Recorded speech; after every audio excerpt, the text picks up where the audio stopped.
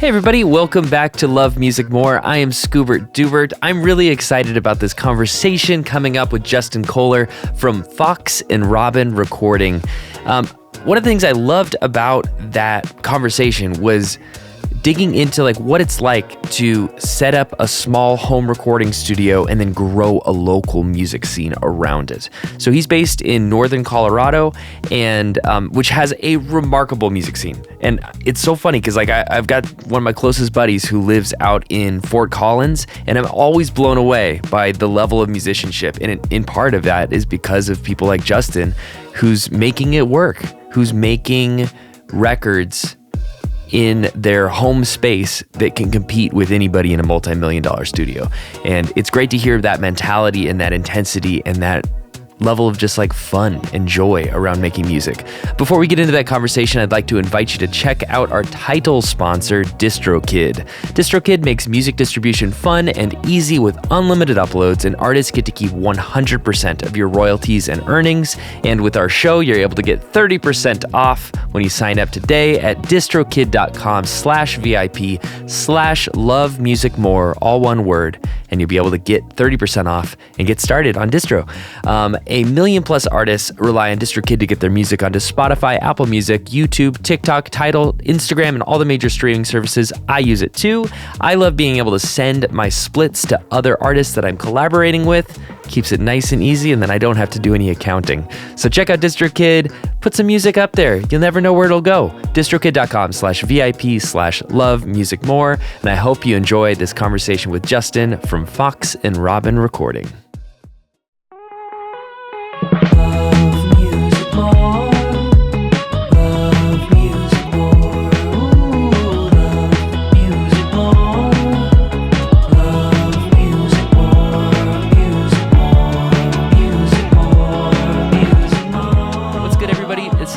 Dubert with Love Music More. I am joined with my good new friend Justin Kohler, who runs a recording studio out in Loveland, Colorado, with Fox and Robyn Recording. We're going to talk about all things studio, YouTube, developing things, and also I see you've got some lighting on your Instagram bio. So we've got a whole bunch of really fun stuff to talk about all around music production and staging and stuff. So welcome to the pod.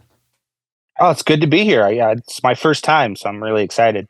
Yeah, awesome. So what I like to talk about is just to kind of set the scene is what got you into loving a studio? What made it be I want to have my own, I want to build my own? What was the turning point, the impetus for jumping into this?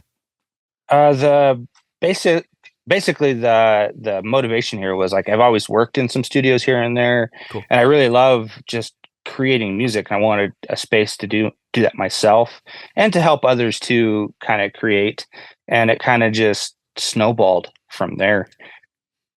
Yeah, talk about snowballing. Now you have a whole whole space. Oh yeah, no, it started out basically I was in my bedroom. Mm-hmm.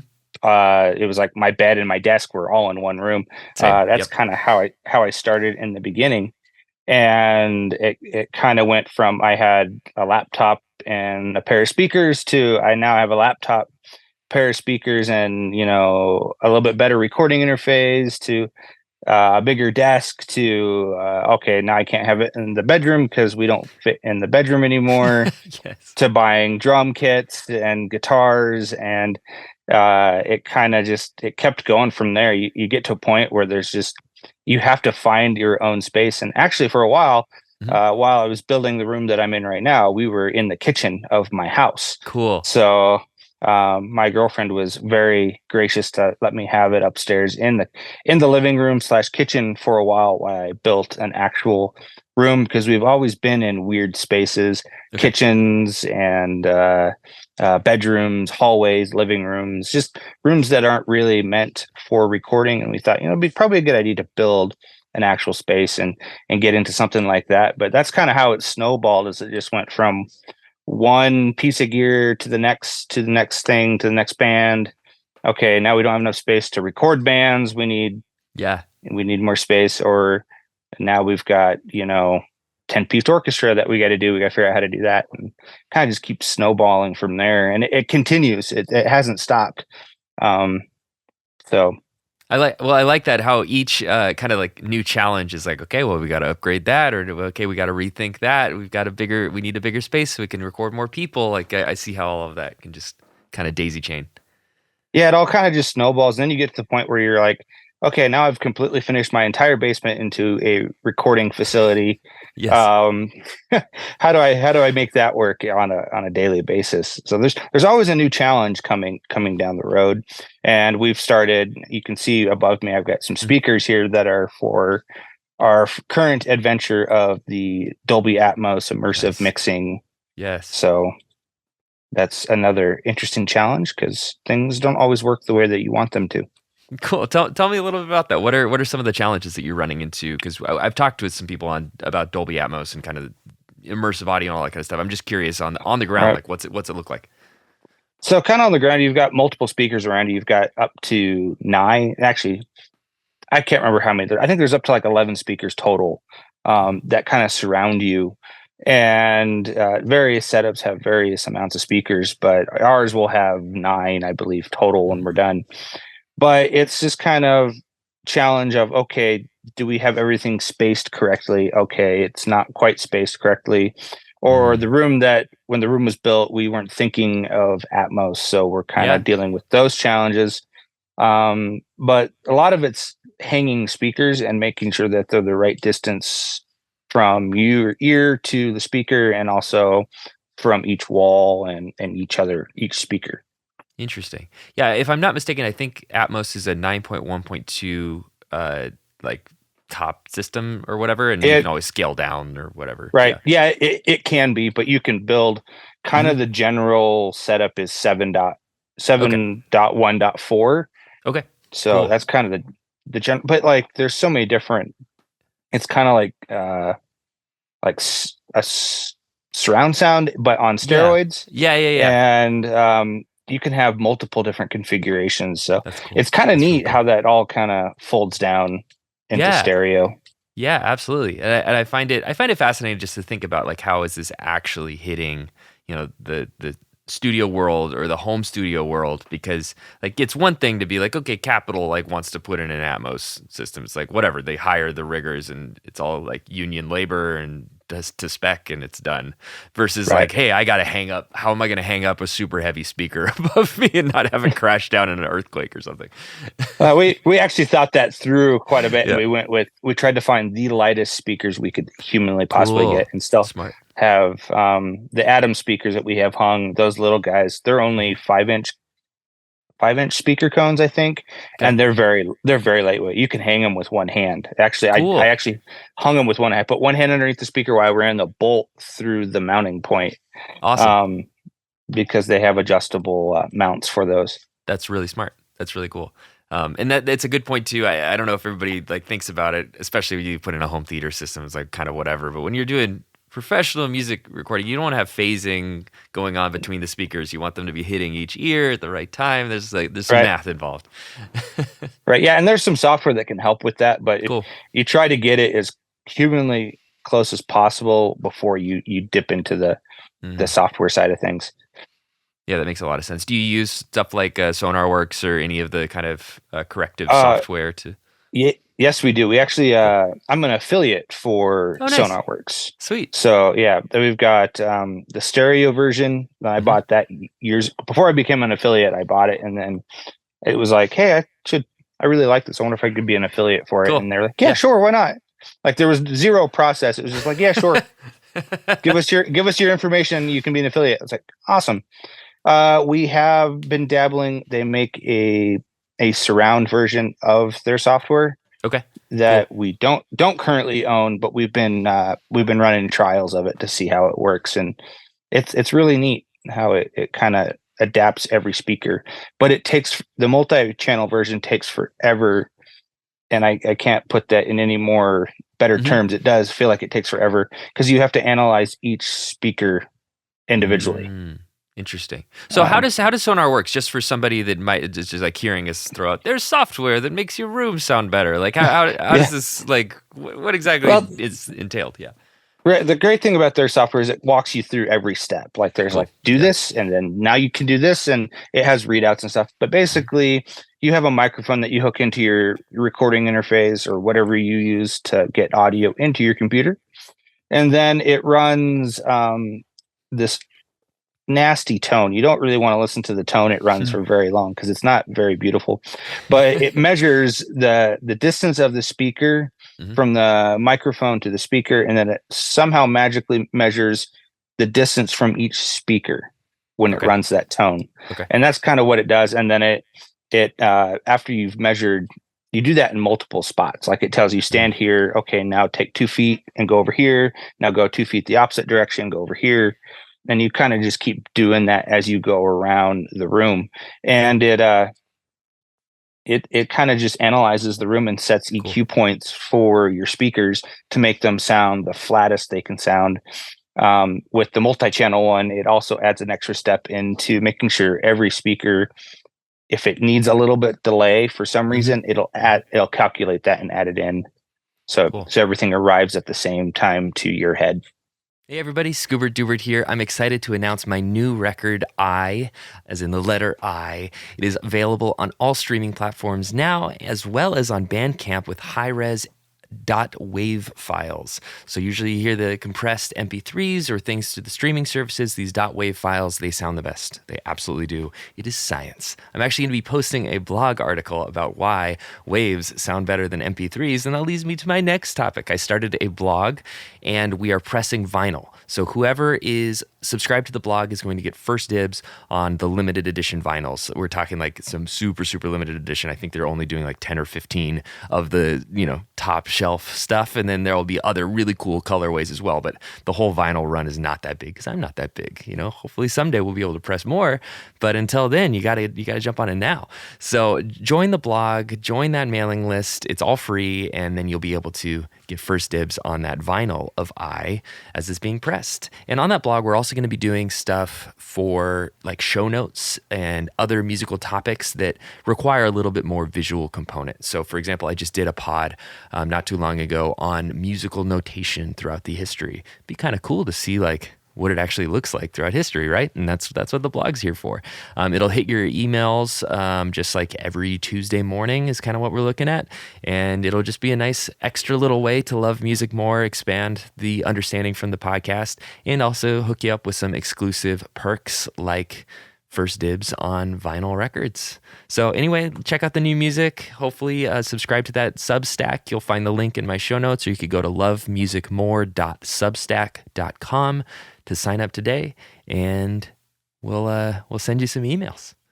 Interesting thing just with audio in general, the speed of light is super fast, but the speed of sound is not that fast, really. Like I think that something like if the drummer is 80 feet that way, you guys might not be playing in time with each other anymore. Right? Yeah, it's crazy. I actually read a thing about orchestras, how orchestras have that problem. Interesting, because there's an 80-person orchestra. Right. So you're hearing the cello that's across the way. He's out get 100 to 150 feet away from you, and you might be a violin that's playing third chair. You're hearing that at a separate time than your own instrument. So I've actually heard orchestras have problems with that because musicians are so far away from each other. Yes, and that makes a lot of sense too. Why it's like, okay, we need a conductor. We need somebody to like dial this all in. And that's kind of what the conductor's doing. He's standing in the middle. He's hearing everything all at once, whereas the percussion's not even hearing what's happening at the front of the stage because they're in the back. Yeah. So it's someone to keep it in time, and I guess it's kind of what a music producer does in a sense too. They're kind of conducting the recording. Yeah. To an extent. For sure. I mean, music production is so fascinating because you can gum it up so quickly in that same way where it's like, okay, you added one too many reverbs, or like this pre-delay, little off. Now the whole thing is kind of like swampy and weird. There's a fragility in music that I don't know if people fully like grasp, just like how easy it is to break this thing in the production process. Yeah, it's really easy to break, and it's also really easy to like fix it too, because it's like, just do it again. Yep. Just do it again. You'll be fine. But some people, especially if you're kind of new to the whole thing, nerves kind of kick in, and you're like, I don't know if I can do it again. I know. Yeah, sure. Try it again. If you can, you can. If not, we'll work with what we got. Yeah, that's actually a good question, like bedside manner for recording engineers. How have you developed that to like try to get the best performance out of the musician or whatever, and make them feel safe if it's their first time recording or second time recording? Like, hey, like don't get too intimidated as I'm pointing this microphone like right at your head. One being kind of having a home type environment, even though we're kind of in a semi-professional space right now. It's still very much homey. There's stuff everywhere, and Yeah. But creating that comfortable space is like the first step. Okay. And I've worked with a lot of engineers throughout I don't know how long. I can't even remember how long. But through the years, I've worked with other engineers, and I've worked with guys who are very humble and just kind of like, yeah, just get comfortable, do whatever. And then I've worked with guys who are kind of steamrolling everything and and those guys, if you steamroll it, it doesn't go well. The musicians get tense and they kind of just don't end up doing what you need them to do or even what they want to do.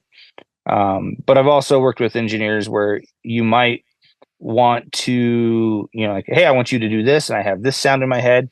And the most successful things I've seen, even in my own experiences, is that if you just kind of let them do what they need to do or what they want to do, what they've envisioned, things just kind of go smoother. It's like, yeah, okay, that's cool. Now, what if we added, a cello to your bass guitar track, just to add an extra texture? And they're like, oh yeah, that might be cool. And we try it and it doesn't work. Then you just kind of delete it, which is nice in today's age. You can just hit delete and everything's it's gone. Good. Yeah. If it didn't work, it didn't work. But just kind of keeping your cool helps a lot. Yeah. Not getting too frustrated or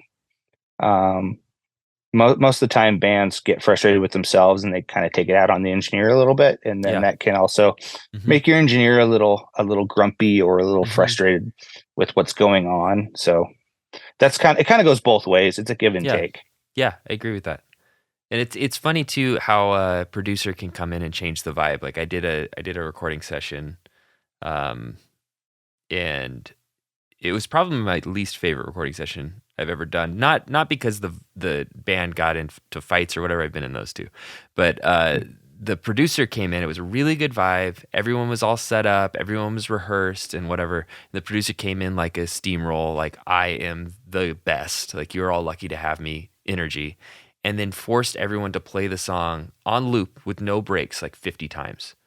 We all were basically injured by the end of the session because there was just this like feeling of like, keep going, keep going, keep going. No. Right. And then he didn't end up then he treated everything except for the drums as scratch track. And so we all did 50 takes of something that he just threw away. And it's just this weird thing of like one personality can really spoil the pot in a studio. Absolutely. It's amazing.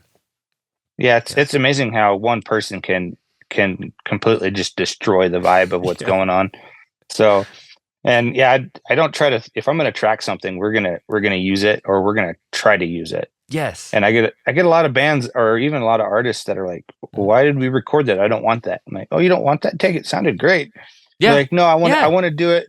I want to do it without my guitar. I just wanted to record guitar, but I'm not used to recording my guitar without me singing. So I was like, well, you sang great. You might as well keep it. So, and then there's a few artists where like, we did that and they're like, that's great. Cool. We're done. Yeah. Hour later, we're out the door. Yeah. So, and there's a really funny thing. And I think it is a early, like first recording mentality of, I'm going to do it the traditional, the real way, the studio way. Do the drums and the bass and the guitar and like layer everything on top of each other and really focus super hard on my vocals. But especially if you're like a band and you play live, you can lose the essential nature of like what makes you. Like I read about some of the recording sessions that the Pixies did and how they tried to keep things as live as humanly possible because they're a live band. And like you want to put the band on the recording and then you add stuff or you can punch in or you can whatever. But like at the core of it, maybe just try and capture what you do, and see if you like it. And if you don't, then just delete it and then do it the other way, Right.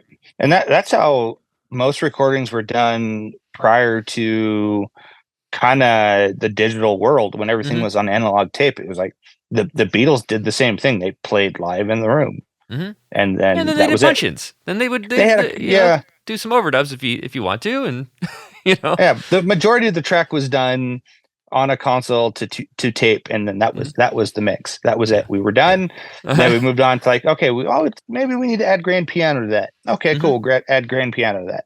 Yeah. Or maybe we need to add this. But the majority of tracking along everybody, that was kind of the way it was done. Mhm. Or it was done with one microphone, which was even crazier. Yes. If you think about how we do things today, it's like really one microphone, and we Mhm. recorded the entire band. Yeah. So It's so cool because then, like in those days, the recording engineers were like physicists. Like it's like, oh, okay, how absolutely. far does this have to be from the one microphone? And yeah, Yeah, it was crazy. All wore lab coats, and yes, yeah, they looked like something out of like Oppenheimer, where everybody's like gonna yeah, nuke a bomb or something. yeah. So That's why they call us engineers. The term stuck, even though we lost the right. lab coats and maybe some of the skill. I feel like some of the skill might still be there in some of I the agree. older guys, but Yeah, I've tried to keep some of the skill alive in that's good. I'm my glad. own life, just because owning a recording studio, a lot of the time you're doing the electrical or whatever Yes, yourself, and the you got to kind real. of know. It's like this is Yeah, the engineering right here. you got to make sure you don't electrocute yourself or blow Yes, up. Like, oh, I got to replace the tube in this guitar amp. I probably should dude. make sure I don't blow the amp up. That's always scared me. Have you done? Have you? I've done. I haven't like I just don't touch amps that much. I'll change. I'll do tubes, but like the power stuff in the amplifier scares the crap out of me. Yeah, Any I do tips? I do most of my own electrical Cool. work, Any and tips? it's Any tips on resources or like ways to learn that? um Because it seems like oh there's a yeah learning curve, but you don't want to screw up.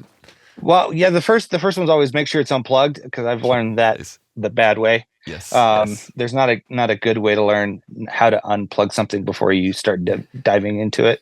But always take pictures, like take a before Mm. picture before you start unsoldering cables and stuff. Because I've done that where I'm like, okay, now where did these two cables come from? And I have nothing Yes. to resource because they're old vintage amps and no one wrote anything down. Mm-hmm. So, or it's an amp I bought used and it didn't come with any documentation, and there's not much on the internet saying this is how this specific amp is wired or anything.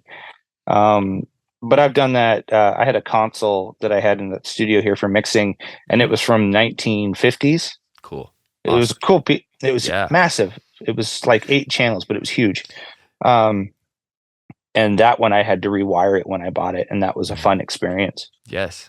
Definitely. I mean, yeah, that's the real engineering. In terms of like music scene and finding bands, so you're along the Front Range, right? Yep. Kind of near Fort Collins and stuff. I know that there's a ton of music in Fort Collins and Denver. How do you find people to record? How do you kind of integrate yourself into the music scene? I go to quite a bit of shows Cool. when I can. I was supposed to Yeah. go see a show this past weekend, Uh-huh. and I got kind of sick, so I Oh, ended up bummer. not going. Yeah. It's like I probably could have gone and been okay, Mhm. but I was just like, yeah, I Yeah. don't want to chance it by Totally. any means. For sure. So there's quite a bit of live venues around here, and that is Yeah. one thing I do myself is I do live sound Cool. reinforcement for Yeah. bands. I Okay. provide them PAs and stuff. So Sweet. um, but a lot of the bands that I meet are usually in casual passing. It's not even like Nice. at a show. I'll go to we got a ton of breweries Yeah, here. you do. Probably Get some good probably more breweries out than there. any state Definitely in per the nation. capita. In terms of your population, Oh y'all yeah. swing way heavier than your. I feel like we have breweries like some places have Starbucks. Yeah, totally. Um, It's so true. there's It's one so on true. every corner. Yes. Um, but sometimes I'll go hang out at a brewery with some buddies, Yeah. and I'll be talking to somebody while we're waiting for drinks, and it comes to find out they're in a band and Cool. they need somewhere to record, or they need someone to just give them live sound. And sometimes I'll give someone live sound, and then later on down the road they're like, hey, we know you do live sound, but by chance, do you happen to do any recording? And I say, yes, Mm-hmm. I do a lot of recording. And then they come in and they record a track, a single, or a couple singles, maybe, to Mm-hmm. kind of Mm-hmm. throw out there. This time of the year, we start getting a lot of bands coming in to do kind of like demos for venues to hear. Yes. For us, it's not really a demo. Like we produce it like a full on track, but they want it basically just so they can go and give it to venues to hear Mm-hmm. what they sound like, especially when they're trying to get new venues that haven't heard them before, or Yeah, they're that a makes very sense. new band. Mm-hmm. So I get quite a bit of that this time of the year, which is fun because we give them like the full track, and then we kind of give them 30 and 60-second snippets, Yeah. because some venues don't have time to listen to a full track. It's like they just want to hear the best 30 or 60 seconds. Interesting. And So do you do any of the? I know that there's like some festivals and stuff out there. I know that Fort Collins has a big one. Do you do any of the right. sound reinforcement for any of the festivals around? Sometimes just Cool. depends on the year. I Yeah. have we definitely go to the festival. We'll go. Yeah. We have a 2-day one that comes up pretty quickly here, I believe, in Cool. April. It's And I'm meaning to go. I got one of my best friends bought a place in Fort Collins, so I really want to go to that festival. it's a kick. It's like Yeah. every venue, bar, Cool. outside stage that exists in Fort Collins is loaded with music for like 2 days. Awesome. It's a blast. Yeah. And we'll go to that and just kind of hit up bands that we like, Yeah. and I have friends who play in bands too, and that helps too, because they'll be like, hey, we played with this other band last week and they need someone to help them out with their stuff. Cool. So yeah, I love that. And then in terms of the recordings that you do you feel like you kind of keep those relationships with those bands? So like you'll do the singles or whatever, and then they'll come back for an album later. Is that kind of how it usually paces out? Or it used to be that way. Mm-hmm. Nowadays, with with Spotify and all the streaming services that are out there, bands are they're doing this a bunch of singles at a time, and then like at the end of the year releasing, at least in my experience, releasing an album off all the singles they created throughout the year.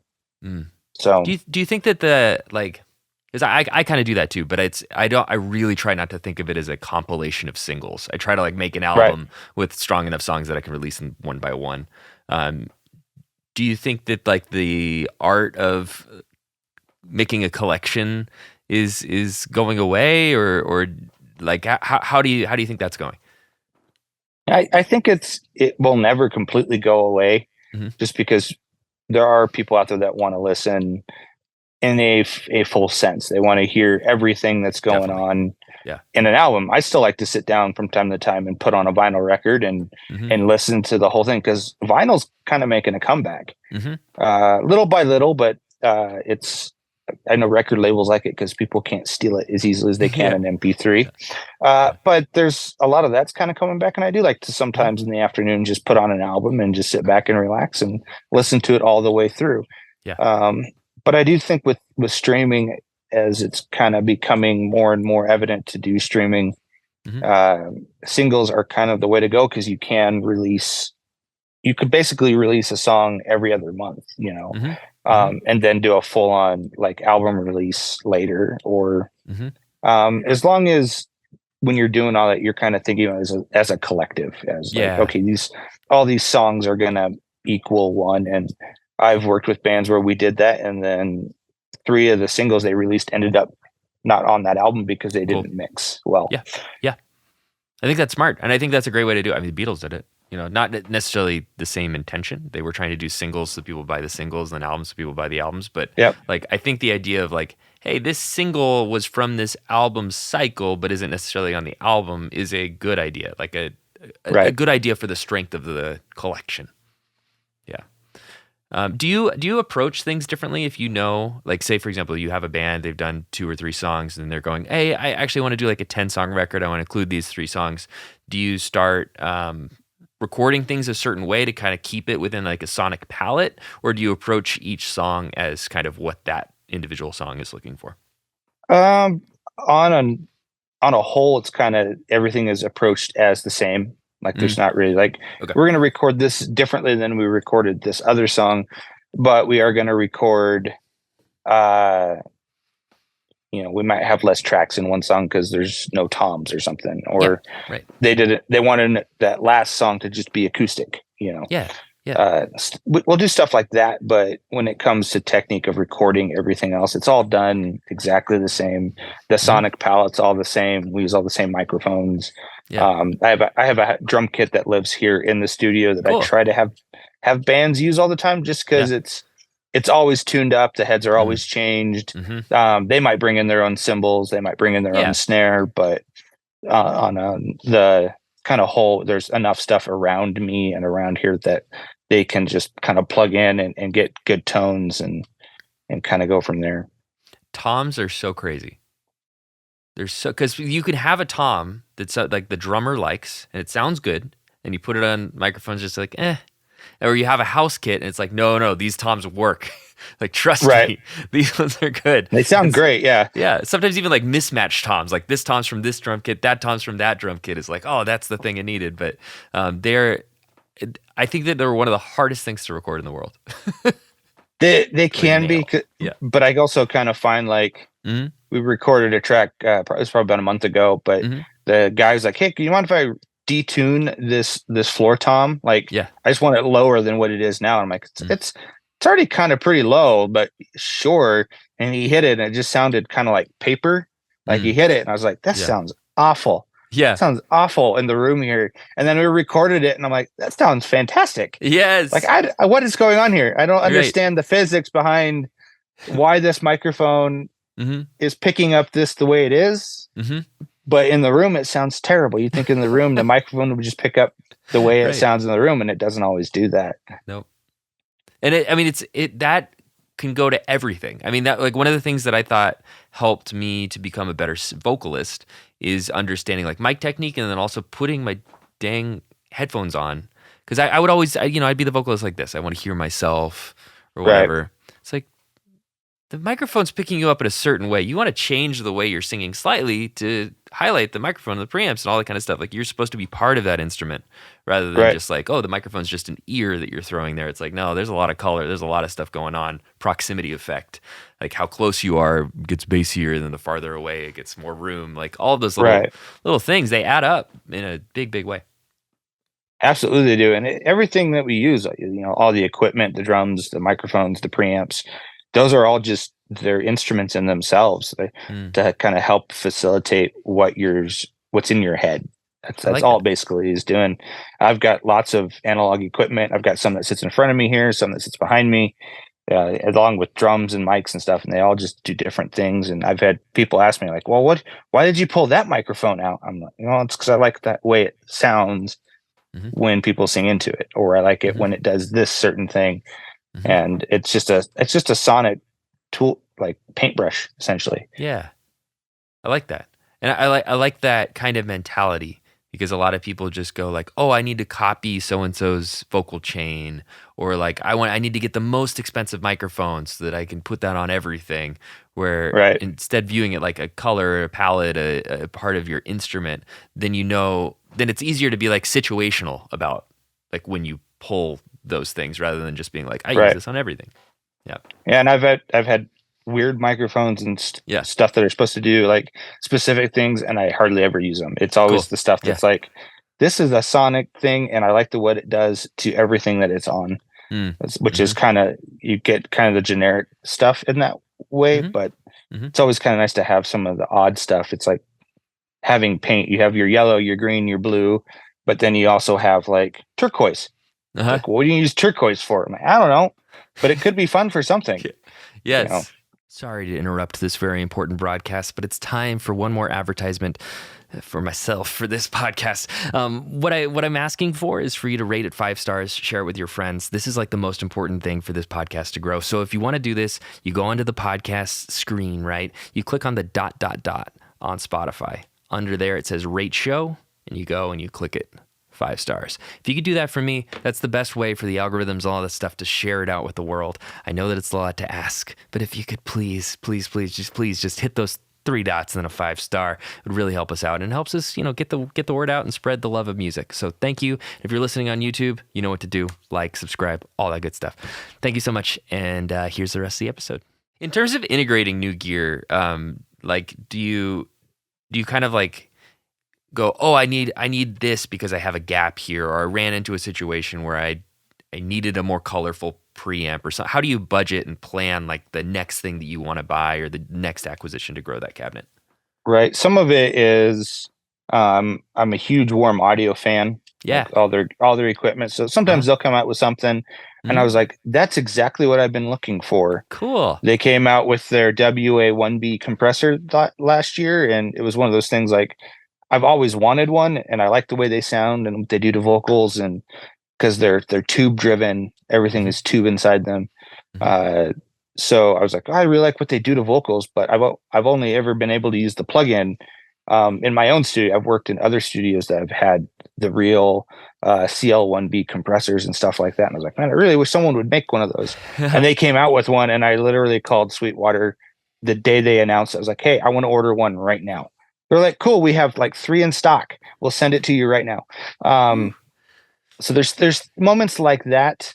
Yeah. Sometimes like pretty much a lot of my sonic palette here is transformer based. Okay. Lots of big transformers because that kind of colors the sound differently Hmm. than say a tube or just your generic solid state stuff.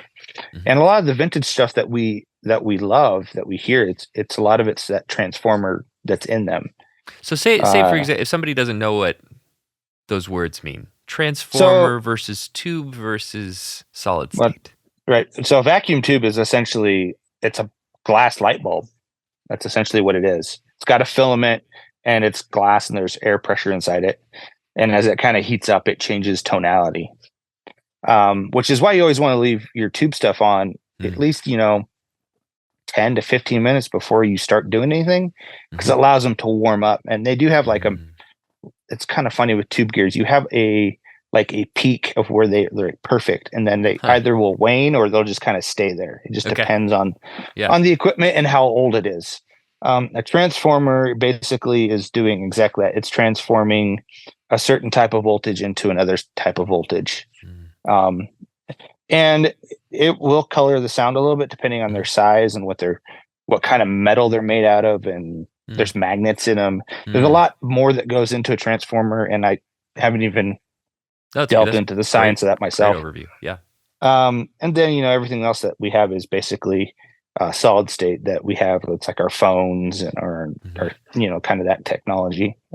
Yeah, that's a great overview. Thank you for that. And I think that it's interesting too, because what's it called? True Iron. I don't know if you've seen the Kazrog plugin, but it's like a Oh, yeah, transformer. Is basically all it does. It's supposed to give you more of the sound of transformers. Yeah, yep, yeah. And yeah, I've got everything. I've got's got transformers in it. yeah. Every Cool, piece of even my microphones have transformers in them. sweet. So Yeah. it's I like that sound, and I think it does kind of take away the sterility that Mm-hmm. our DAWs can have, our recording software. They can kind of give you this like bass sound, but what we love and what we miss is that transformer, that analog type Yes. of. And there's plugins that do it pretty well Mm-hmm. nowadays. There was Mm-hmm. a point in time where that wasn't the No, case. no, totally. Yeah, it's gotten better and better. The craziest thing though is a lot of times in a DAW we'll reach for something to be like saturate it, but Yeah, in normal like what you're doing, you're saturating it at every stage. It's a multi. You're not like throwing on a whole bunch of saturation necessarily. You can, but right, it's like it's additive. You have all these little things that are adding additional types of saturation to create this nice warm final product. right. Yeah, And no, so and I I've got think it that way. I've Go got for it. super Yeah. clean preamps, Okay. so I can Mm-hmm. I can take away the saturation if I want. But we just Mm-hmm. like when we do hip hop tracks Yeah. here, it's like they want things super clean. Mm-hmm. That's the style of hip hop. So we'll take some of that away. We can just press a button and it goes away. But a lot of times, like if I'm doing drums, I want all sorts of Yeah. crazy saturation on drums. I want For sure. guitars. Guitars are saturation. Yeah. That's Right. essentially your overdrive. Yeah. They are saturated from the amplifier from your fingers to the speakers. There's some form of harmonic or distortion that's in there that's kind of giving you that feel. That's what made it so hard for me to play line in guitar for the longest time. Just, like no amp, just plug right into the box. And not even having an amp sim or anything like that was so difficult for me for the longest time, because it felt like it wasn't the same instrument, because there was there's nothing going on. I absolutely agree. I play a Fender Telecaster, and it's you play it straight in. For me, it feels bad. It doesn't feel good. It just doesn't feel good at all. But if you plug it into an amplifier, even if the amplifier is clean, it still is like, oh, yes, that's better. Yes. Or I plug it into like, something like Quad Cortex, an a modeler of some kind. It's like, oh, it's still not the amplifier, but it's better than just plugging into a direct box and going clean. Yeah. Although the interface that I use does have transformer based inputs for guitars, which is really cool.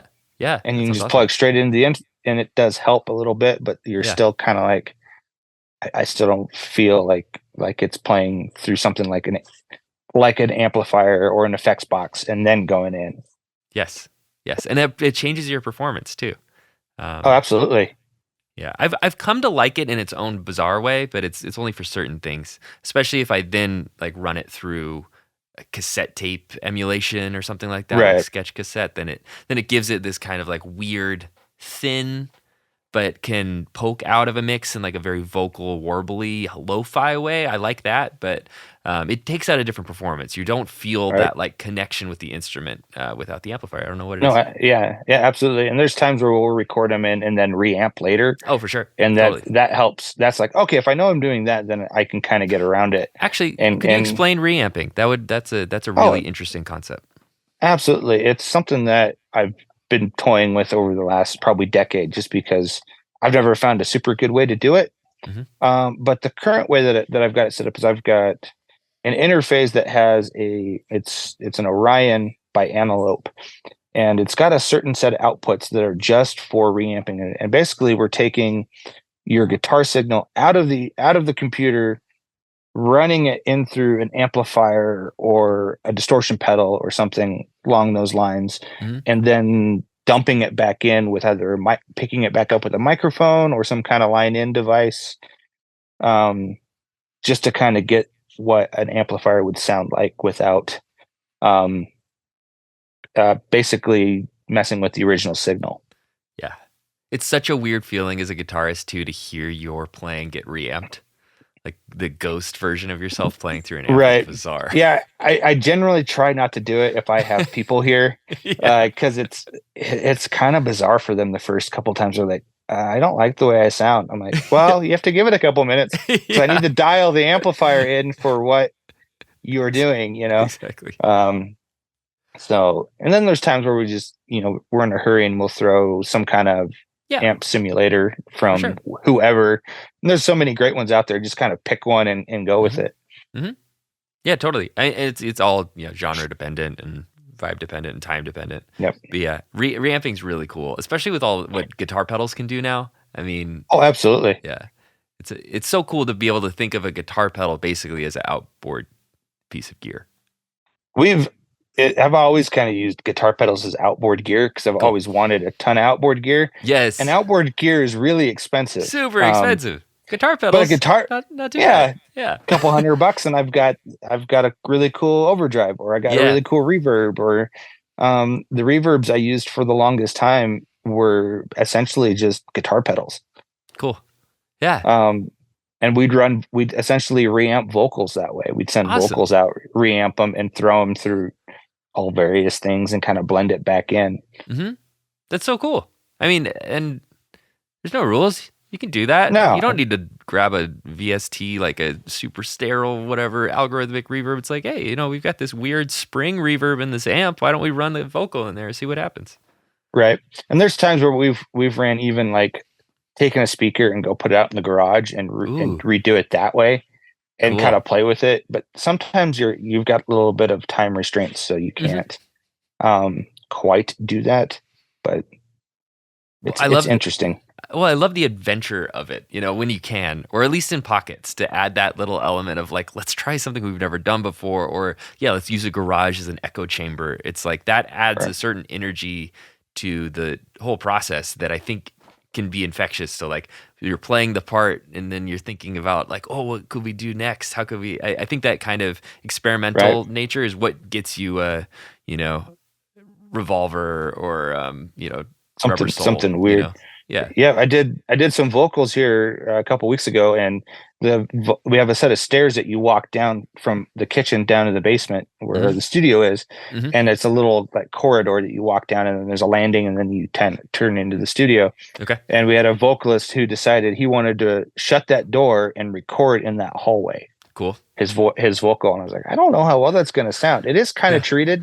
We've got some sound panels kind of to dampen the stairwell, but it was fantastic. It was like cool. Some of the best things I've heard. But we took and we put a mic on him, and then we put one at the top of the stairs. Okay. So it was kind of that almost he's singing direct, and that's picking him up singing far away. It was really interesting, which is essentially what reverb does. It kind of gives you that 3D effect. Yeah, for sure. And it's in your actual space, so it's like nobody else has that reverb. Just nobody else has that reverb. Yeah, there's things like that people can do even in their own homes. Like, go mic your bathroom. Yeah. Or put a mic in your. I've put mics in ovens before. Cool. Like, just open up the oven. Yeah. Just open up an oven, put the mic in it, and see what it sounds like. It's either going to sound really cool or really bad. There's no in between there.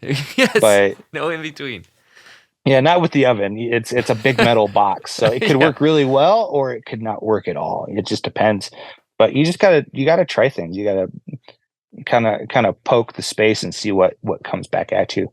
I like that. And then that ends up creating the sonic signature of your space. Like it's part of your bag of tricks. It's something that, just like your drum kit, can become part of the region's sound. So if enough bands come through your space and they track in these certain ways, now it becomes like, oh yeah, stuff that comes from the Front Range. It kind of has this thing. I don't know quite what it is, but like I got to go out there and record with some of these bands, and they find out, oh, it's because this recording engineer built a really cool space and he's using it to the fullest potential. Yeah, that's kind of the way it was back in the when studios kind of started becoming big. You've got Muscle Shoals and Abbey Road. They all had a sound. Even the stuff in LA had a sound. And today we've kind of gotten away from that a little bit, but it could come back around. And who knows? It all kind of comes. It's all cyclical. It all comes back around.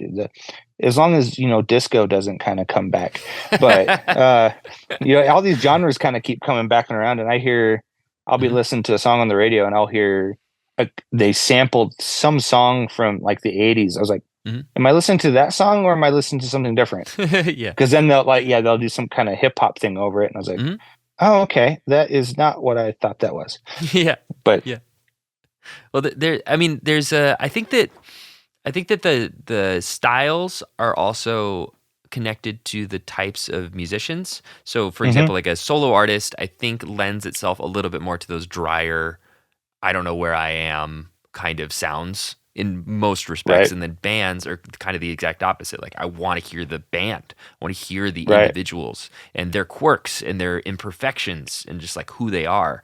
And versus like studio musicians, it's like, no, you're framing the vocalists. Like, let the vocalists be super loud and everybody kind of be back here, but filling in the foundation. And then the band is like, I want to hear every personality. And I think that in the band sense, having a distinctive personality of the space is almost a must, because you have to meet the personality with personality. Otherwise, it just feels flat. Oh, absolutely. Yeah, you kind of fit everything together. Yeah. Otherwise, it doesn't work. It sounds odd or off, or whatever you might hear, it just doesn't work. Yeah, it loses some of that chemistry, and I like it. It's just like everybody is trying to bring their best artistic self. Having the engineer doing that as well, it's not only the right thing to do, but it's also fun. It makes your job entertaining. Yeah. Well, the engineer's always kind of been the unofficial member of the band. Yeah, totally. He's always, and it's been that. It's even more so with live sound than with recording. But interesting. Live sound, all the bands I work with, they always treat me like I'm one of the band members. They put me on their bar tab, or whatever they've got for food, and they just, even though they're paying me to do work for them, but even in the studio, it's kind of like, oh yeah, that he's just the unsung guy that Mm.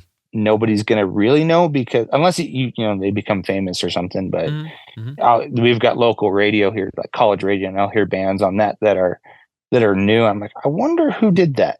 Like, Yeah. where did they do that at? Yeah. Or did they do it in their basement on their own, or did they have an engineer? And it's kind of just kind of a fun adventure to kind of go down to figure out who did what and where and how. So Love that. Before I get to the last question, I want to ask you: is there anything that you'd like to talk about, like your YouTube channel or anything else that you're working on? Our YouTube channel is an ongoing thing. I can talk about that a little bit. Sure. Yeah. It kind of sprawled out of pre-COVID. Like, we kind of started it, and then COVID hit, and then I kind of quit. Because we got so busy with bands, because nobody could go anywhere. So everybody was recording time and recording. It was like every day there's a different band coming through. I was like, this would be great. Could we just keep this going? But it didn't, unfortunately, which was kind of nice because it gives you breathing room if you have time for that. But the YouTube channel kind of was one of those things like, well, maybe I'll start, talking about music. And then I thought, well, I talk about music, but who's going to watch it? And I was like, well, I can sprinkle in some gear reviews and stuff like that throughout the years. Yeah. And last year we were sitting down. I was talking with myself, and I've got an engineer that kind of works with me here a little bit. And I was talking about YouTube, and I was like, what should I do to kind of get the YouTube like off the ground a little bit better? And he's like, well, why don't you just do a video a week? Like every week, just release a video. I'm like, that's a lot of work. And he's like, yeah, but what else are you going to do? I'm like, that's a good point. I can't argue that point. I really can't. It's like, what else are you going to do? I'm like, I don't know. I'll figure it out. Yeah. So we kind of started doing a lot of gear reviews, a lot of like just music rants, like kind of just, hey, this is where I think this thing's going, or this is what I've experienced, or I had a bad experience at Guitar Center today, kind of talk about that a little bit. And we just kind of kept going, and it keeps going. It's kind of like what we're doing here is just, but I'm sitting in, I'm not talking to another person. I'm talking to a camera, and other people are watching it. However, we have started to get into like some local studio tours. Cool. Our first one dropped yesterday, I believe. Cool. I think I saw that video come through. Yeah, I'll watch it. Yeah, for sure. Yeah. It's our longest video to date. It's like an hour long. Awesome. I didn't realize how long it was until I finished it. I was like, huh. Yeah. That's longer than I thought it was going to be. I thought it was going to be like half an hour tops. It was like an hour long. I said, oh, well, that's the first of those. So we're trying to do more. Yeah, definitely. Trying to do more of the local studio tours like that around here. People who are doing some cool stuff that maybe go and talk to them. And I like doing them because I get an idea about like, oh yeah, I should totally do that. Like, that's not what I'm doing, but that's what I should totally be doing.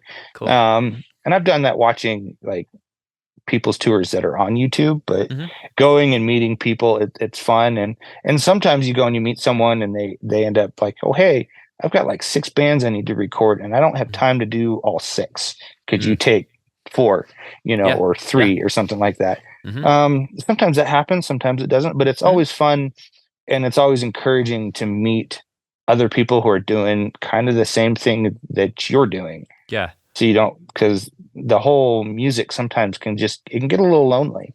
Yeah. Even if you're just you're making your own music, you're not recording a studio or anything, you're just making your own music, and it's like, oh, this is a little lonely. Like, I don't have anybody to bounce stuff off of, or I don't feel like anybody's doing what I'm doing. So I very much feel that. I feel that way every other week. And then I end up meeting somebody who's like, oh yeah, I do exactly that same thing. Like, really? With the exception of the Atmos stuff, it's like I still kind of feel like I'm a little bit out there. But when you're making music, there's always going to be times where you're by yourself, or you're the only one doing that one thing because you don't realize that you're kind of a trailblazer. Yep, totally. I mean, the road less traveled kind of thing, and also I feel like all creative pursuits require a very large chunk of solitude, like creative focus, even like no matter what you're doing, even if it's a very collaborative thing like making a movie, I think that like a Right. director needs the time, or a writer needs the time to just like be alone with the work, so that when they go to the next collaborative meeting or whatever, they have something to add to it. They've wrapped their head around it. I think that people that don't engage as much in like creative or in editing or whatever don't realize just how much time you spend either staring at a computer or staring at the stars and like thinking of what's next. Oh, absolutely. Yeah, it's why am I alone all the time? Oh, it's because I'm mixing this album or something. Mm-hmm. But the Albums, nice yeah. thing is, yeah, like if you're doing an album, you're gonna spend a lot of time by yourself. Yes. However, if you can find people that are kind of like-minded, like you are, you can kind of bounce ideas off of them. Mm. Or I've even thought in this coming year doing some kind of like coffee hour at one of the local coffee bars, and just like, hey, let's all meet and talk audio, or maybe not talk audio. There's other things we can talk about too, but just kind of gets like-minded people in the same room, and they don't feel quite so alone or quite so singled out. Yeah, I really like that. I think that community music scene kind of vibe is lacking and needed, and will result in better music. Oh, absolutely, it will. The better music you can get, the better everything else will be along the way, because you'll find out, oh, I'm making this music, and then there's like, oh yeah, I do that exact same thing, and then you guys end up collaborating, and you get something even better out of it than what you originally started out with. Yeah, music is a conversation, even though a lot of it's lonely. It at its Right. core is a collaborative art. So I want to ask you the final question that I usually ask every guest. So the show is called Love Music More, and this segment is called Love Music Why. And this is just an opportunity for you to talk about why you wake up every morning and choose to do this again. Like why? What keeps you coming back? Why do you love it? Why do you sacrifice for it? Why do you love music? For me, I'm an artist at heart. I was actually a muralist at one point, painting murals and stuff. And I've always loved creating things, and painting or clay or anything. And music is kind of my current form of artwork. It's okay. This is how I make a painting. I'm taking the drum kit and I'm making some kind of sonic palette out of that, and I'm making this thing do this and this thing do that, and it just kind of molds into a song, or it molds into something that you didn't expect. There's songs where I've set out to make something. I'm gonna make this genre of music, and it's going to be this thing, and then by the time I'm done, it's like, this is not even close to what I set out to. It's cool, but this isn't even what we set out to do. I like it. It's just not what I expected. So there's a little bit of the excitement and kind of journey that you can go down. It's also one of those things, like, it's very expressive. So if you're feeling sad, you can kind of express it in a musical way, or frustrated, you can take your emotional beatings out on a drum kit, or something like that. It's just, I don't know. Music has always been somewhere for me in the background. Even when I did more artwork, there was always music playing of some kind, and it's always spurred some kind of emotional response. I like that, and I like the making art while listening to music. I think that is so pervasive across all different art forms. Music is like a force multiplier. It can take you to that extra place where you're like, oh, now I feel expressive in whatever other art form, whatever else I'm doing. All right. I think that's really cool. It's kind of like a book for the ears. Like you can listen to a piece of music and just completely get lost on a journey of what's going on in the song, and kind of like you do with a book. You read a book and it takes you on a journey, and you get lost and you realize hours have gone by. Love that. Well, next time I'm in your neck of the woods, let's grab a beer or something, or coffee, or both. Absolutely. It'd be fun. You guys do have some world class beers. I'm in San Diego, so I like to think we've got a little awesome. friendly rivalry between our beer scenes. A little bit. I've been to San Diego. It's Cool. not quite as large as the northern Colorado scene, but it's close. It's pretty close. Yeah. Yeah. Maybe I can bring a few of my faves and we could shoot them out. Awesome. Well, I really appreciate you taking the time. This was a great conversation, and wish you best of luck with the studio and the Atmos build and all that good stuff. Well, thank you kindly, and I've really enjoyed our time here, and can't wait to see what else you guys do. Thank you. Oh, and where can people find you? They can find me in multiple places. Cool. We have our social media Instagram. That's Fox and Robyn. It's ROBYN. People misspell it all the time, and then they can't find me.